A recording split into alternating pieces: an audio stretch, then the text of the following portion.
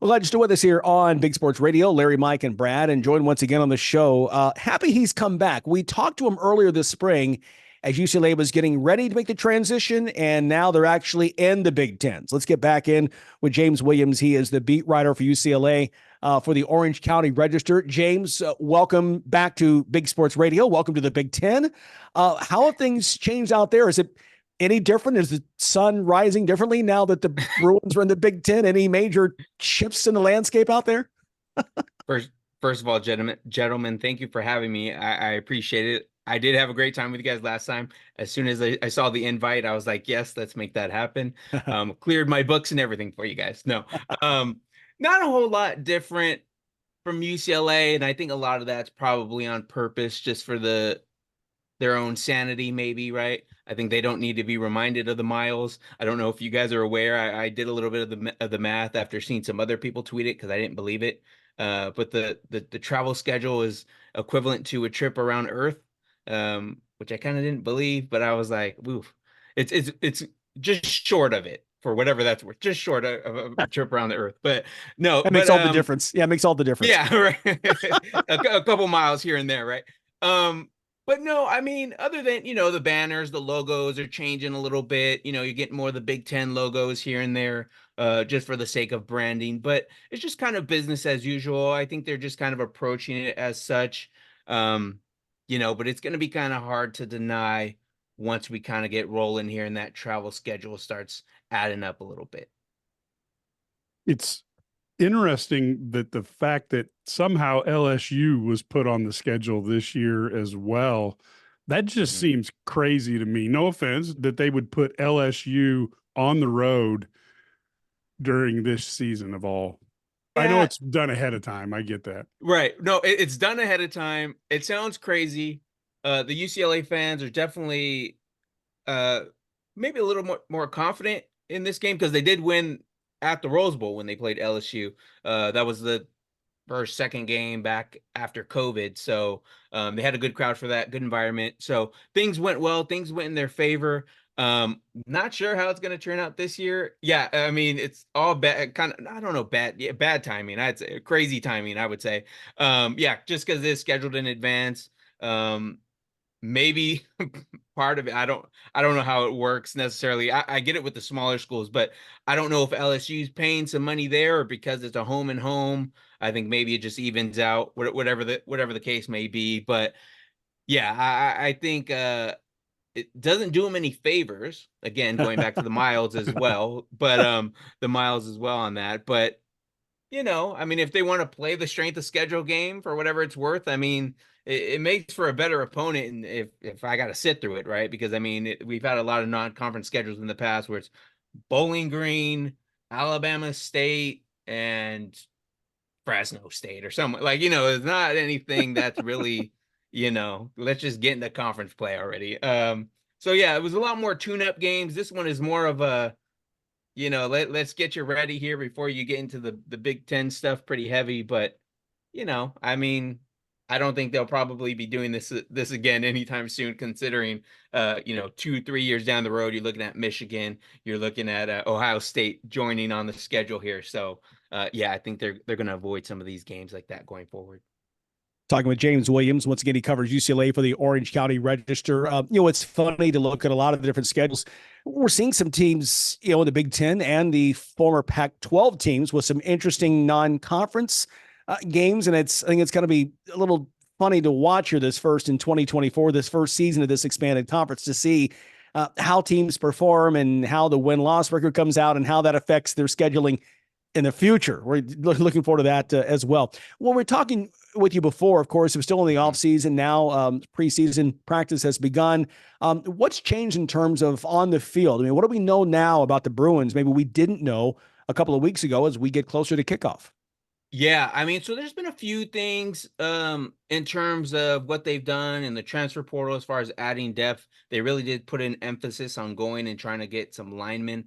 I haven't really done a tail of the tape to see how the linemen that they brought in compared to maybe what the average size is in the Big Ten, but they did add some bigger bodies there and kind of replace what was a weakness for them. Getting a guy from UNLV and another guy from Houston.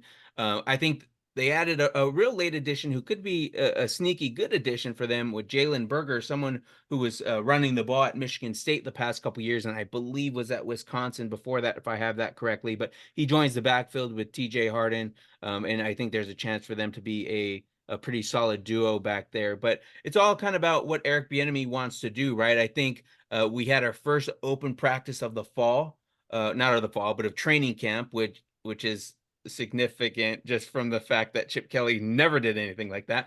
But but yeah, so we saw a little bit more of this running around. I saw something weird where they were moving, they're motioning one of the receivers, and he kind of did this loop around the quarterback. I kind of call it like I'm calling it Mickey Mouse just because it looked like a Mickey Mouse here. And I'm like, I don't know what they're doing, but they're doing some new stuff, something that's a little different than just what you would see. Not obviously Chip Kelly, he's known for innovating the offense and kind of doing his thing in that regard. But yeah, a lot more on offense. The defense, they're really just trying to get some new guys in there and get some reps with those guys. I mean, obviously, you're losing a guy like Liatu Latu, who was drafted by the Colts.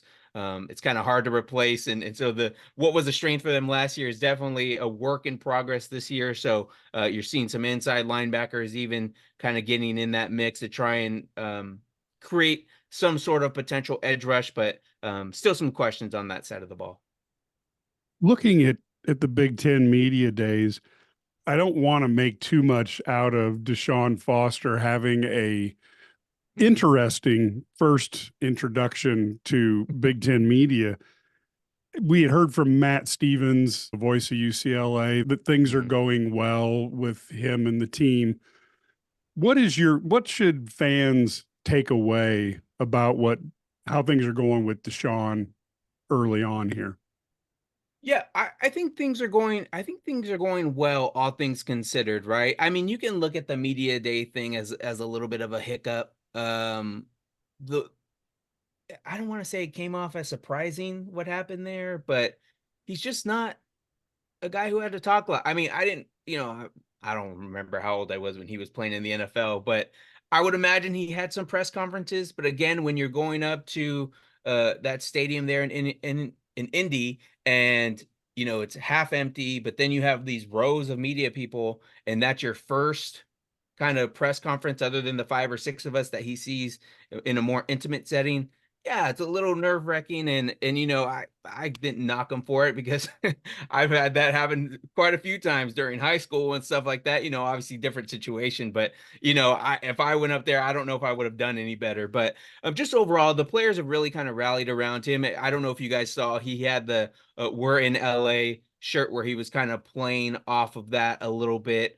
That incident that he had there, or the situation he had there. But no, the players, he still has their full attention, and they believe in him, and that's their guy. And there's a new spark and energy, I would say, just from what Chip Kelly had.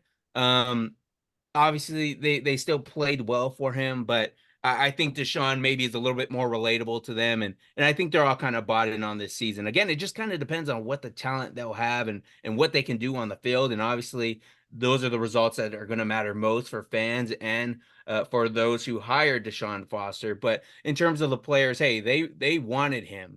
He was ready to go to the Raiders, and they brought him right back because that's who the players demanded that they have. So the players are sticking by their guy, and I think at the end of the day, they're going to play hard for their guy. They lose to Iowa 4-3, in a barn burner of a game in a snowstorm or something. So, but if there's football's great, but I got to talk hoops because it's been a really adventurous summer for the UCLA basketball team. Man, they have retooled completely. I mean, Mick Cronin's really gone out and recruited, and of course with all the changes and the travel, what's the thought there in the UCLA basketball? Yeah, I haven't even really dove into the basketball stuff that much, but I mean, pretty just significant what he was able to do in the transfer portal, and some of what I've just been hearing, and we're seeing some of this with football, but I don't know. Obviously, basketball is stacking up a lot better than football in terms of NIL, and obviously there's a history there for UCLA. But yeah, I mean, anybody they kind of wanted, they got there in the transfer portal. We're not hearing a whole lot yet on the travel in terms of basketball. I haven't thought too much about it. I don't know how many of those trips I'm going to have to be taking. Hopefully not many, but yeah, I mean, there's going to be a lot of, I don't even know how they're going to do that. If they're going to try and hit a couple games in one trip or how they handle that, but just on football season right now. But yeah, I mean, obviously the NIL support is there. They're rallying around Mick Cronin after what was probably a down year for what it will be for Mick Cronin, especially kind of going forward. But yeah, the NIL support has been massive for what they've been able to do, and could be a thing for a good thing for what may be ahead for them. So change certainly for UCLA now in the Big Ten. James Williams, change for you as well. Yeah. We noticed earlier this week you put on X that you were leaving the OC Register after 11 years. What a run for you and the stories you could tell covering this program. Yeah, it's been crazy. I've done a little bit of everything. I started working for them when I was still in college. They took a chance on me. I was a full-time student and a full-time employee at the same time. So there was a lot of patience on their side and on my side. But, I've been thankful for the stuff that I've been able to do for them. And, depending on what the future holds, you never know. But I'm happy for the opportunity that I have coming up. Obviously, can't talk too much about it.